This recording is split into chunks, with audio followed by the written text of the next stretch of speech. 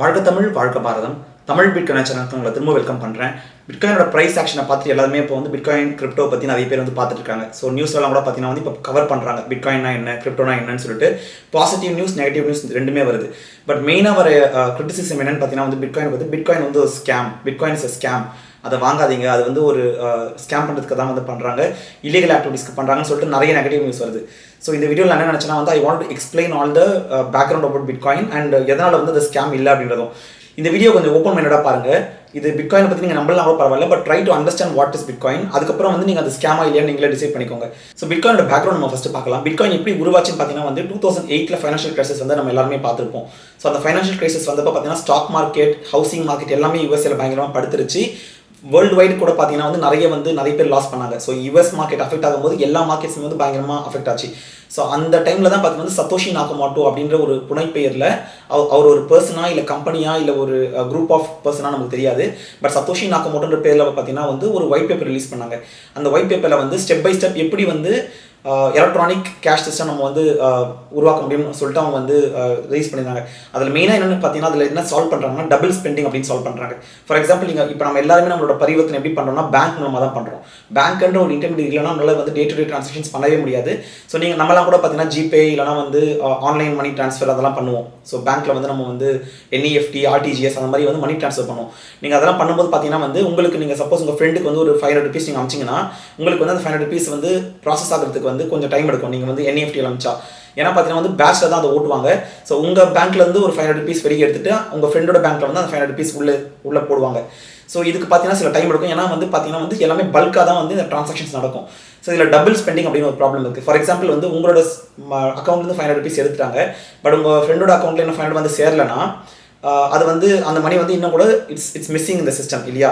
அதே மாதிரி பார்த்தீங்கன்னா சில டைமில் பார்த்தீங்கன்னா வந்து உங்கள் இடத்துல வந்து மணி எடுத்துருக்க மாட்டாங்க, பட் உங்களோட ஃப்ரெண்ட் அக்கௌண்ட்லேயும் 500 ஆட் ஆகிருக்கும். ஸோ இல்லாத ஒரு 500 வந்து உங்கள் ஃப்ரெண்ட் அக்கௌண்ட்டில் வந்த மாதிரி காமிக்கும். இது டபுள் ஸ்பெண்டிங், இது ஒரு பெரிய ப்ராப்ளம். இன்றைக்கி பேங்கிங்கில் பார்த்தீங்கன்னா வந்து இன்றைக்குமே அந்த ப்ராப்ளம் இருக்குது. இதை வந்து சால்வ் பண்ணி டபுள் ஸ்பெண்டிங் ப்ராப்ளமை சால்வ் பண்ணி சத்தோஷி நாகமோட்டோ இந்த பிட்காயின் ஒரு கான்செப்டை உள்ளே கொண்டு வந்தார்.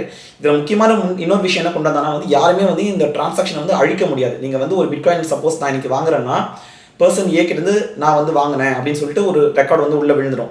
ஸோ அந்த ரெக்கார்டை வந்து நம்ம யாராலுமே அழிக்க முடியாது. இந்த ரெக்கார்டு வந்து எல்லா பிட்காயின் நோட்ஸ்லையுமே வந்து ரெக்கார்ட் செய்யப்பட்டிருக்கு. அதாவது லெட்ஜரில் போய் இது வந்து உட்காந்துடும். ஸோ சப்போஸ் பேங்க்லாம் பார்த்தீங்கன்னா வந்து நிறைய ஃப்ராட் நடக்கும், இல்லைனா வந்து சீட்டு போட்டு ஏமாற்றுவாங்க. இந்த மாதிரி வந்து ஏன்னா ஒரு தேர்ட் பார்ட்டி கிட்ட நீங்கள் வந்து உங்களோட கண்ட்ரோலில் கொடுத்தீங்கன்னா it's always subject to misuse. But பிட்காயினோட பெரிய அட்வான்டேஜ் என்னன்னு பார்த்தீங்கன்னா வந்து அவரோட சிஸ்டம் எப்படி டிசைன் பண்ணியிருக்காருன்னா நீங்கள் வந்து ஒரு டிரான்சாக்ஷன் பண்ணுறீங்கன்னா அதை வந்து யாராலையுமே மாற்ற முடியாது. ஸோ 2008 இன்னைக்கு வரைக்கும் கிட்டத்தட்ட 17 வருஷமாக எவ்வளோ பிட்காயின் உருவாக்கப்பட்டிருக்கு, அது எவ்வளோ பேர்கிட்ட கைமாறி இருக்குது, இன்னைக்கு ஆக்கிட்டு இருக்குன்றத ஃபுல் டிரான்சாக்ஷன் ஹிஸ்ட்ரி பார்த்தீங்கன்னா வந்து அந்த லெட்ஜரில் இருக்கும். ஸோ அதுதான் பிட்காயினோட பெரிய அட்வான்டேஜ். ஏன்னா அது இல்லீகலாக யூஸ் பண்ணுறாங்கன்னு சொல்கிறாங்க. ஆக்சுவலாக இல்லீகலாக யூஸ் பண்ணுறது இருக்குது, பட் இதில் மெயின் அட்வான்டேஜ் என்னன்னா வந்து இந்த டிரான்சாக்ஷனோட ரெக்கார்ட் வந்து ரொம்ப க்ளீனாக இருக்கும். யாருமே வந்து ஏமாற்ற முடியாது. எவ்வளோ மணி உள்ளே இருக்குன்றதை வந்து யாருமே ஏமாற்ற முடியாது. ஸோ அது வந்து ஒரு பெரிய அட்வான்டேஜ்.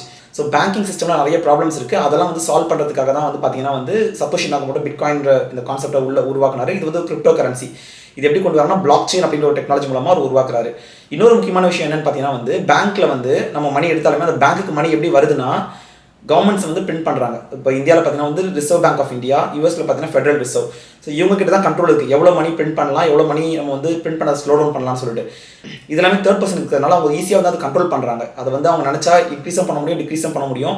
ஸோ நிறைய ப்ராப்ளம்ஸ் இருக்குது இந்த பேங்கிங் சிஸ்டமில் பார்த்தீங்கன்னா. இதெல்லாத்தையும் சால்வ் பண்ணதுக்காக தான் வந்து பிட்காயின் கான்செப்ட் அவர் உருவாக்குனாரு. அது வந்து ஒரு இன்வென்ஷன் பேசிக்காக. அது வந்து எப்படி வந்து ஒரு ஆப்பிள் ஐஃபோன் புதுசாக உருவாக்கப்பட்டதோ, இல்லை விண்டோஸ் சாஃப்ட்வேர் வந்து புதுசாக மைக்ரோசாஃப்ட் விண்டோஸ் வந்து பில்கேட்ஸ் கம்பெனி உருவாக்குனாங்களோ அந்த மாதிரி ஒரு புது இன்வென்ஷன். இது வந்து ஒரு புது டெக்னாலஜி. இந்த புது டெக்னாலஜி ஃபைனான்ஷியல் செக்டரை வந்து திருப்பி போட போகுது. ஸோ எல்லாமே பார்த்தீங்கன்னா வந்து இது வந்து ஒரு ஸ்கேம்னு சொல்கிறாங்க.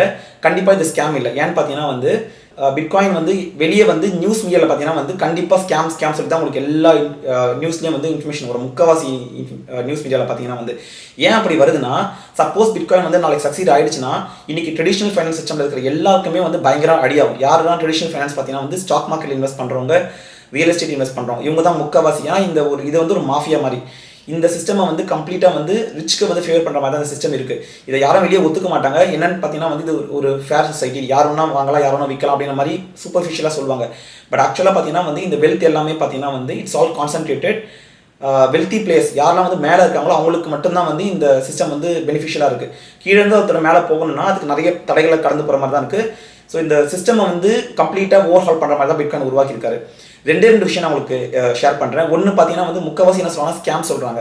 அப்படி பார்த்தா ரியல் எஸ்டேட் தான் பெரிய ஸ்கேம். ஏன்னா இன்னைக்கு இந்தியாவில் வந்து பார்த்தீங்கன்னா வந்து ரியல் எஸ்டேட்டில் தான் வந்து பயங்கரமாக பிளாக் மணி புழங்குது. நீங்கள் எங்கெங்கெல்லாம் பிளாக் மணி புழங்குன்னு பார்த்தீங்கன்னா வந்து அரசியலில் புழங்கும், ரியல் எஸ்டேட்டில் புழங்கும், சினிமாவில் புழங்கும். எல்லாருமே ரொம்ப பணக்காரங்க ஆனாங்கன்னு வச்சுக்கோங்களேன். எல்லாருமே ரியல் எஸ்டேட்டில் கண்டிப்பாக அவங்க மணியை வந்து உள்ளே கொண்டு வருவாங்க. ஏன்னு பார்த்தீங்கன்னா வந்து that is a safe heaven.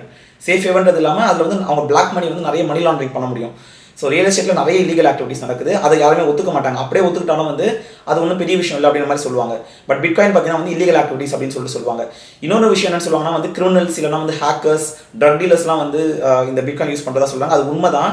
ஏன்னு பார்த்தீங்கன்னா வந்து பிட்காயின் வந்து அனானிமஸாக நீங்கள் வாங்க முடியும். ஸோ வந்து உங்களோட ஃபுல் இன்ஃபர்மேஷன் வந்து நீங்கள் வெளியே சொல்லாமே வந்து நீங்கள் பிட்காயின் வாங்க முடியும். பட் அது வந்து ஒரு பாசிட்டிவும் கூட ஒரு நெகட்டிவும் கூட.